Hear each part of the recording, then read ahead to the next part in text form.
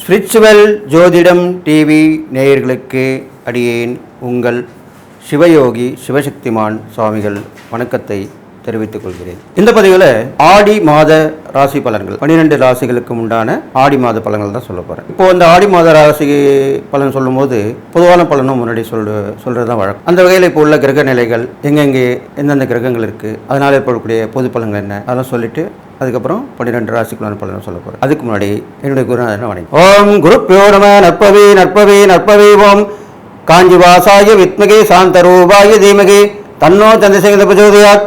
என்னுடைய ஆத்மார்த்த தெய்வமான மகாகாளி வணங்குறேன். ஓம் காளிதாசாய வித்மகே மசான வாசின்ன தீமகே தன்னோ அகோர பிரச்சோதயாத். பொதுவாக ஆடி மாதன்றது அம்மன் மாதம்னு சொல்லுவாங்க.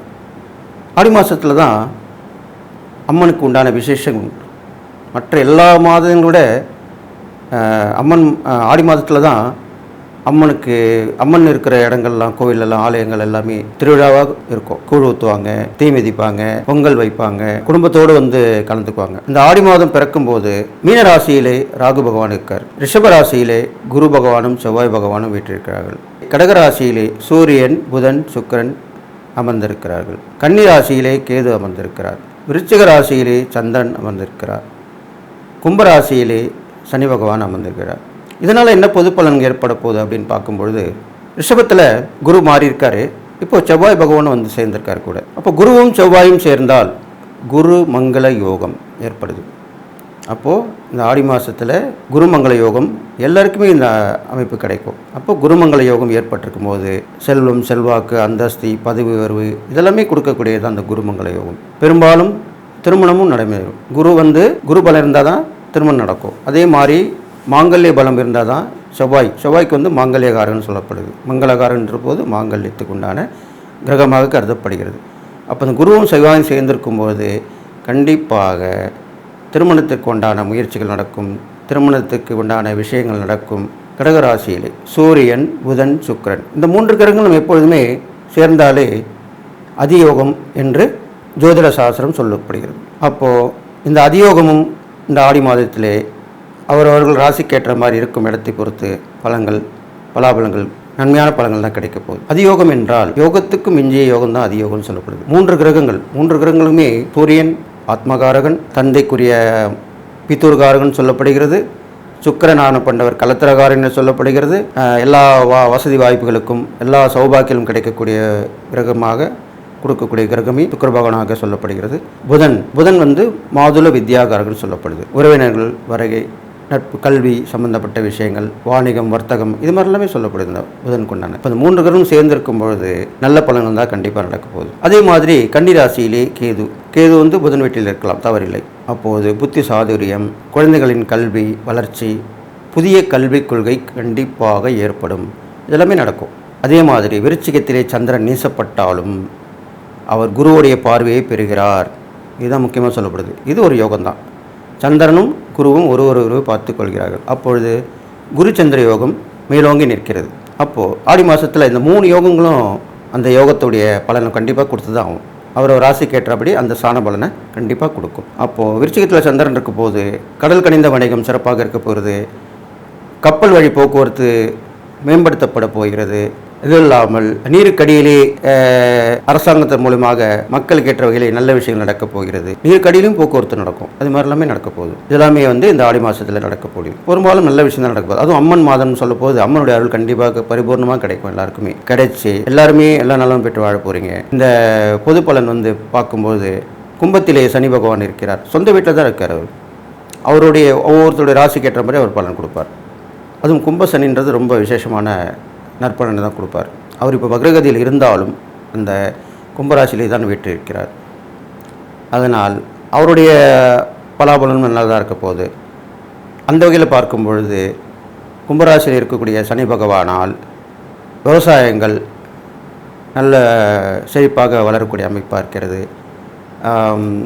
பூமி லாபம், அப்புறம் வந்து மழை நிறைய வரும். அதிக மழை, அதிக வெள்ளம், விவசாயத்தில் நல்ல வளர்ச்சி இது மாதிரிலாம் நடக்கும். இதுவும் இல்லாமல் சில சண்டை சச்சரவு ஏற்படுறதுக்கு வாய்ப்பு இருக்குது. அதன் பிறகு பார்க்கும்பொழுது ஒருவருக்கொருவர் விமர்சிப்பது, கோல் சொல்வது, சண்டை மூட்டி வேடிக்கை பார்ப்பது, இதெல்லாமே நடக்கும். இது வீட்லேயும் நடக்கும், நாட்டிலையும் நடக்கும். இது மாதிரிலாம் நடக்க போகுது. மீனத்தில் இருக்கிற ராகுவால் முன்னமே சொன்ன மாதிரி, ராகுன்ற போது அது போக்குவரத்து கிரகமாக சொல்லப்படுது. வாகன காரகன் சுக்கிரன், அந்த வாகனத்தை இயக்கி போக்குவரத்தை ஏற்படுத்தக்கூடிய கிரகம் ராகு பகவான். அப்படி தான் சொல்லப்பட்டிருக்கு சாஸ்திரத்தில். அதே மாதிரி அந்த ராகு மீனத்தில் இருப்பதனால் கடல் கடந்த வாடகம் செழிப்புறும். போக்குவரத்து முன்னே சொன்னேன் இல்லையா, கடலில் போக்குவரத்து அதிகமாக இருக்கும். எல்லாமே நல்லபடியாக இருப்பாங்க. மீனவர்கள் வாழ்க்கை நல்லா வளம் பெறும். இதெல்லாமே நடக்கும். நல்லது நடக்கும்போது சில கெட்டதுங்களும் வரும். அப்போது நீரின் மூலமாக பரவக்கூடிய கிருமிகள் மூலமாக மக்களுக்கு பாதிப்பு ஏற்பட வாய்ப்பு இருக்கிறது. அதனால் நீரை பாதுகாப்பாக காய்ச்சி குடிக்க வேண்டும். அதை சுத்தப்படுத்தி குடிக்க வேண்டும். நல்ல நீரை மட்டும்தான் பயன்படுத்த வேண்டும். இப்படி தான் பண்ணிக்கிட்டோம் மக்கள். அம்மனுடைய ஆடிப்பூரம் அப்படின்றோடு அம்மன் பிறந்த நட்சத்திரம்னு சொல்லப்படுது பூரம். அது ஆண்டாளுக்கு ரொம்ப விசேஷமாக சொல்லப்படுது. ஸ்ரீவில்லிபுத்தூரில் ஆண்டாள் கோயிலில் ரொம்ப விசேஷமாக சொல்லப்படுது. எல்லா அம்மன் கோயிலும் விசேஷமாக இருக்கும். பெரும்பாலும் அந்த ஸ்ரீவில்லிபுத்தூர் ஆண்டாள் கோயிலில் வெகு விமரிசையாக கொண்டாடப்படும் ஆடிப்பூரம். அதே போல் இந்த ஆடிப்பெருக்கு வருகிறது. ஆடி மாதத்திலே ஆடிப்பெருக்கு. ஆடிப்பெருக்கன்று எல்லா சுபகாரியங்களும் செய்யலாம். கிராமத்தில் இருப்பவர்கள் எல்லாமே அந்த ஆற்றுக்கரை, ஏரிக்கரை, குளக்கரை இங்கெல்லாம் போயிட்டு விளக்கேற்றி வழிபாடு செய்வார்கள். மாங்கல்யம் பிரித்து கோர்த்து கொள்வார்கள். இதெல்லாம் ஆடிப்பெருக்குக்கு நல்ல விசேஷமான மாங்கல்ய பலம் உண்டாகும். இதுவும் இல்லாமல் ஆடிப்பெருக்கன்று புதிய வாகனங்கள் வாங்கலாம், புதிய பொருட்கள் வாங்கலாம், புதிய நற்காரியங்கள் செய்யலாம். ஆடி மாதத்தில் எதுவும் பண்ணக்கூடாதுன்னு சொல்லுவாங்க. ஆனால் அதற்கு விதிவிலக்காக ஆடிப்பெருக்கன்று அனைத்தையும் செய்யலாம் என்பது சாஸ்திரம் சொல்லக்கூடிய விஷயம். அப்போ ஆடிப்பெருக்கில் எல்லா விஷயமும் நல்ல விஷயமாக பண்ணலாம். இதெல்லாம் ரொம்ப நல்லதாக சொல்லப்பட்டிருக்கு. அதனால் இந்த ஆடி மாதம் உங்களுக்கு எல்லா வகையிலும் ஏற்றமாக தான் இருக்க போகுதுன்னு சொல்லி, நீங்கள் எல்லா நலமும் பெற்று வாழணும்னு சொல்லி வாழ்த்தி என்னுடைய உபாசன மகாவாரியம் பண்ணுகிறேன். ஓம் மகிஷத் பஜாயி வித்மகி சண்டகஸ்தாதிமிகி தன்னோ வாராகி பிரஜோதியாத். வாராகி பரிபூர்ணமாக கிடைக்கும்னு சொல்லி வாழ்த்தி அடுத்து 12 ராசிக்குள்ள பலனையும் சொல்ல போகிறேன். அன்பு நேயர்களே, 12 ராசிகளுக்கு உண்டான ஆடி மாத ராசி பலன் தான் சொல்லிட்டு வரேன். அந்த வகையில் இப்போது தனுசு ராசிக்கு சொல்ல போகிறேன். தனுசு ராசி நேயருக்கு பார்த்திங்கனாங்களே கொஞ்சம் சிரமமான காலமாக தான் இப்போது சொல்லப்பட்டிருக்கு. கிரகங்கள் வச்சு பார்க்கும்போது பெரும்பாலும் உங்களுக்கு 7 சனி விலகிடுச்சு. அது ஒரு பெரிய விஷயந்தான், நல்ல விஷயம்தான். இருந்தாலும் இப்போது சனியாகப்பட்டவர் உங்கள் ராசிக்கு 3ல் இருக்கார். 3லேருந்து வக்ரம் பெற்றிருக்கார். இருந்தாலும் அந்த வக்ரம் பெற்றிருக்கனால உங்களுக்கு கொஞ்சம் உடல்நலம் சோர்ந்து போகிறது, கொஞ்சம் உடம்பு சரியில்லாமல் போகிறது, கொடுக்கல் வாங்கல் பிரச்சனைலாம் கொஞ்சம் பிரச்சனையாக வர்றது, கரெக்டாக கொடுத்துட்டு இந்த இது நின்று போகிறது, வரக்கூடிய வருமானங்கள் கொஞ்சம் தடைப்படுறது, எல்லாமே நடக்க போகுது இப்போது. அதெல்லாம் கொஞ்சம் உஷாராக இருந்து பார்த்துங்க. அதுக்கு நான் கடைசியாக சொல்ல இறை பரிகாரங்கள் தானம் பண்ணும்போது கண்டிப்பாக உங்களுக்கு அதில் தடைகள் விலகி நன்மை தான் நடக்க போகுது. அது இல்லாமல் உங்களுக்கு உங்கள் ராசிக்கு 4ல் ராகு இருக்கிறனால கொஞ்சம் சுகஸ்தானம் சொல்லப்படுது, அது கெட்டு போகும். வண்டி வாகனஸ்தானம் சொல்கிறனால வண்டி வாகனம் போகும்போது கொஞ்சம் ஜாக்கிரதையாக போயிட்டு வரணும். இப்போதைக்கு வண்டி எதுவும் மாற்ற வேண்டிய அவசியம் இல்லை. இருக்கிற வண்டியை வச்சு நீங்கள் ஓட்டிகிட்டு வந்தாலே போதுமானது. அது இல்லாமல் நண்பர்கள் உறவினர் வகையிலும் கொஞ்சம் நெருக்கம் காட்டாமல் கொஞ்சம் டிஸ்டன்ஸ் மெயின்டைன் பண்ணிங்கன்னா கண்டிப்பாக நல்லது நடக்கும். தாய் வழி உறவில் கொஞ்சம் பிரச்சனை வரத்துக்கு வாய்ப்பு இருக்குது. கொடுக்கல் வாங்கல தான், அதையும் நீங்கள் கவனமாக இருந்துக்கணும். தாயாருக்கும் உடல்நிலை சரியில்லாமல் போக போகுது, அதுலேயும் நீங்கள் கொஞ்சம் கவனமாக இருந்து சரி பண்ணிக்கிட்டால் நல்லது நடக்கும். பெரிய பாதிப்பெலாம் வராது, சின்ன பாதிப்பாக தான் இருக்கும். அப்போ நீங்கள் அதை கரெக்டாக அந்த மருத்துவ பரிசோதனை பண்ணி அவங்களுக்கு அந்த சிகிச்சை கொடுத்தீங்கன்னா கண்டிப்பாக அவங்க நல்லா வந்துடுவாங்க. அது இல்லாமல் உங்களுக்கு தந்தை வழி உறவுன்னு கொஞ்சம் விரிசல் ஏற்படுறதுக்கு வாய்ப்பு இருக்குது. அதனால் அதுலேயும் கொஞ்சம் நீங்கள் யோசனை பண்ணி ஆலோசித்து, நல்லவங்க இருந்தாங்க அவங்ககிட்ட ஆலோசிக்கலாம், குரு இருந்தால் அவங்ககிட்ட ஆலோசிக்கலாம். இது மாதிரி ஆலோசனை பண்ணி முடிவு எடுத்து பண்ணுறது தான் நல்லதாக படுது. அப்போ தான் உங்களுக்கு அந்த நட்பு உறவுலாம் தொடரும். எந்த ஒரு பிரச்சனை வந்தாலும் அந்த உறவு தொடரணுன்னாலும் நட்பு தொடரணுனாலும் நம்ம ஆழமாக யோசித்து எடுக்கக்கூடிய முடிவுகள் தான் இருக்குது. ஏனோ தானே முடிவு எடுத்தோம்னா அந்த நீண்ட நாட்கள் நட்பாக இருந்தாலும் சரி, உறவாக இருந்தாலும் சரி, கண்டிப்பாக பிரிஞ்சு தான் போகும். அதனால் இதை பற்றி நீங்கள் யோசித்து முடிவு எடுக்கணும். இது மாதிரி பண்ணக்கூடிய காலமாக இப்போ இருக்குது. அடுத்ததாக பார்த்திங்கன்னா உங்களுக்கு அந்த திடீர் அதிர்ஷ்டம் யோகம் அப்படிலாம் ஒரு வரக்கூடிய அமைப்பு இருக்குது. ஏன்னா அந்த இடத்துல ஒரு யோகம் ஏற்பட்டிருக்கு உங்களுக்கு. அப்போது அதனால் என்ன நடக்கும்னு கேட்டிங்கனாக்கா, யாருமே முன்பின் தெரியாது. அவங்களே வந்து உங்களுக்கு சில நேரத்தில் உதவி பண்ணுவாங்க. உங்களுக்கு தெரியாமையே நீங்கள் அவங்களுக்கு வேண்டியவங்களுக்கு யாராவது நீங்கள் உதவி பண்ணியிருப்பீங்க. அவங்க உங்களை பற்றி சொல்லியிருப்பாங்க. அப்போது அது இப்போ உள்ள நேரமாக இருக்கும். அப்போ உங்களுக்கு விசாரித்து போகும்போது தான் தெரியும், ஆஹா நம்ம ஏற்கனவே ஒருத்தருக்கு உதவி பண்ணியிருக்கோம், அவருக்கு வேண்டியவங்க இவங்க நம்மளுக்கு வந்து இப்போ உதவி பண்ணுறாங்க அப்படின்னு சொல்லி அந்த உதவி நீங்கள் ஏற்றுப்பீங்க. அது மாதிரி ஒருத்தருக்கு உதவியாக இருப்பீங்க. இது மாதிரிலாம் நடக்க போகுது இப்போது. திடீர் அதிர்ஷ்டம் ஏற்படும், திடீர் பொருள் வரவு ஏற்படும். இது மாதிரிலாம் நடக்க போகிற விஷயமா நான் சொல்லப்பட்டிருக்கு. இது இல்லாமல் பார்த்தீங்கன்னாக்கா, கடன் விஷயத்தில் கொஞ்சம் நீங்கள் ஜாக்கிரதையாக இருக்கணும். ஏற்கனவே கடன் இருந்தால் அதை கொஞ்சம் குறைக்க பார்க்கணும். வட்டி அதிகமாக இருந்தாலும் அந்த வட்டியை குறைச்சி அதை கொஞ்சம் சரி பண்ணி வச்சுக்கிறது நல்லதாக படுது. ஏன்னா அந்த வாங்கின கடன் மூலிமா அந்த கடன் கொடுத்தவங்க வந்து உங்களை நெருக்கடி பண்ணக்கூடிய சூழ்நிலை இப்போ வந்திருக்கு. அதனால் இது நீங்கள் உஷாராக இருக்கிறது நல்லது. பேச்சுவார்த்தையில் தீர்த்துக்கலாம், சமாதானமாக போகலாம். அவங்கக்கிட்ட ஒரு இணக்கமாக இருந்தால் அவங்க சரி பரவாயில்ல சரி அப்படின்னு சொல்லுவாங்க. அவங்கள எதிர்த்து அவங்கக்கிட்ட வாக்குவாதம் பண்ணால் தான் பிரச்சனை வரும். அப்போது நீங்கள் அது கரெக்டாக இருந்து நடந்துக்கிட்டிங்கன்னா பிரச்சனை வரதுக்கு வாய்ப்பு இல்லை. இது மாதிரிலாம் பண்ணிட்டு வரலாம். எதுவாக இருந்தாலும் மனைவிகிட்ட ஆலோசனை பண்ணி செய்கிறது தான் நல்லது. பொதுவாகவே தனுசு ராசிக்காரங்க மனைவி மூலமாக ஆலோசித்து எடுக்கும் முடிவுகள் கண்டிப்பாக வெற்றி பெறும். இதுதான் உண்மை. அதே மாதிரி நீங்கள் எல்லாருக்கும் உதவிகரமாக இருக்கக்கூடிய ஒரு ராசியில் அமைப்பில் பிறந்திருக்கீங்க. அதனால் வீட்டில் உள்ளவங்களுக்கும் உதவி பண்ணுவீங்க, வெளியில் இருக்கவங்க உதவி பண்ணுவீங்க. சமூக அக்கறை கொண்டு நீங்கள் செயல்படுவீங்க. எல்லாருக்குமே ஏற்றவராக நீங்கள் வாழ்ந்து காட்டுவீங்க. அப்படி தான் உங்களோட வாழ்க்கை அமையும். அது மாதிரிலாம் இப்போ போயின்ட்டுருக்கு. இப்போ உள்ள காலகட்டத்தில் கொஞ்சம் கிரக சூழ்நிலை சரியில்லாத காரணத்தினாலே நீங்கள் அதிகமாக கடன் வாங்குறதும், இருக்கிற கடன் கொடுக்க தான் பார்க்கணும். மேற்கொண்டு கடன் வாங்கக்கூடாது. அது இல்லாமல் யாருக்கிட்டையும் பகைச்சிக்கூடாது. இப்போது பக்கத்து வீடு, எதிர் வீடு, இல்லை நம்மக்கிட்ட பழகிறவங்க இவங்ககிட்டலாம் பகைக்காமல் இருக்கிறது நல்லது. ஏன்னா இவங்க தான் நம்மளுக்கு உதவி பண்ணக்கூடியவங்க. அவங்ககிட்டே நம்ம பகைச்சிட்டோம்னா அவங்க மற்ற வேறு வந்து நம்மளுக்கு உதவி பண்ணுவாங்க. அப்போது தெய்வத்தை தான் நீ தான் துணை அப்படின்னு சொல்லி தெய்வத்தை தான் போய் வணங்க வேண்டிய சூழ்நிலையாக இருக்கும். அதனால் இது மாதிரி சொல்லியிருக்கேன். இது இல்லாமல் உங்களுக்கு பதவி உயர்வில் கொஞ்சம் சறுக்கல்கள் இருக்கும், தடையாக இருந்துருக்கும்.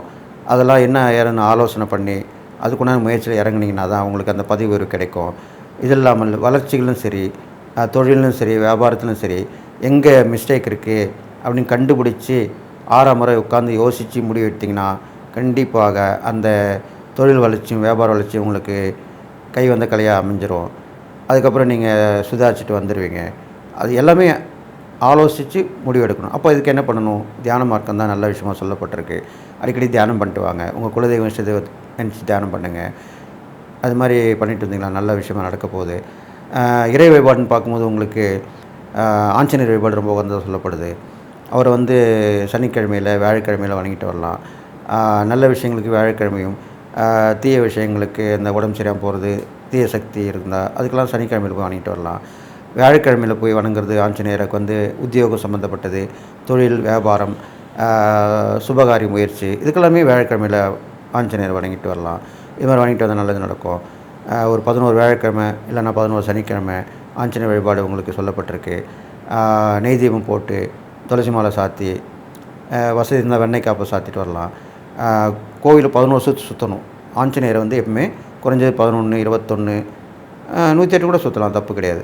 அதுக்குள்ள நேரம் இருந்தால் மினிமம் வந்து 11 தடவை சொல்லப்பட்டிருக்கு. எந்த ஒரு பரிகாரத்துக்கும் 11 தடவை சுற்றிட்டு வரணும்னு சொல்லப்பட்டிருக்கு. அதனால் ஆஞ்சநேயர் வழிபாடு பண்ணிட்டு வாங்க. இது இல்லாமல் தத்தாத்திரேயர், நல்லா கேட்டுங்க, தத்தாத்திரேயர் பிரம்மா, விஷ்ணு, சிவன் இந்த 3 அம்சம் சேர்ந்தவர் தான் தத்தாத்திரேயர். அவருடைய அம்சமாக இருக்கக்கூடிய அந்த தத்தாத்திரேயர் திருக்கோயில் போக முடிஞ்சால் போயிட்டு வாங்க. அவரை வணங்கிட்டு வந்தீங்கன்னா உங்கள் ராசிக்கு ரொம்ப ஏற்ற ஒரு தெய்வமாக அமைஞ்சிருக்காரு. அவரை வணங்கிட்டு வந்தீங்கன்னா உங்களுக்கு எல்லா பிரச்சனையும் தீரும், சகலமும் உங்களுக்கு கை கூடி வரும். இதனால் இந்த உண்மையை சொல்லியிருக்கேன். இதை நீங்கள் கடைப்பிடிச்சி வாங்க. வியாழக்கிழமையில் வணங்கிட்டு வர்றது ரொம்ப நல்லது தத்தாத்திரேயரை. அது இல்லாமல் பௌர்ணமியில் வணங்கிட்டு வரலாம். இது மாதிரி முக்கியமான விசேஷமான நாளில் வணங்கிட்டு வரலாம். அப்போ பண்ணிட்டு வந்தீங்கன்னா ரொம்ப நல்ல விஷயம் நடக்க போகுது. அது இல்லாமல் நீங்கள் தான தர்மம் பண்ணும்போது ஆதரவற்ற குழந்தைங்களுக்கு தான தர்மம் பண்ணலாம். அது இல்லாமல் கல்வி வளர்ச்சிக்கு பண்ணலாம். அவங்களுக்கு உணவு கொடுக்கலாம். இது இல்லாமல் வந்து குழந்தை இல்லாமல் இருப்பாங்க பார்த்திங்களா, அவங்களுக்கு வந்து அவங்களுக்கு தேவையான உதவிகள் கூட செய்யலாம். குழந்தை உருவாகிறதுக்கு உண்டான உதவிகள் செய்யலாம். இது மாதிரிலாம் பண்ணலாம்.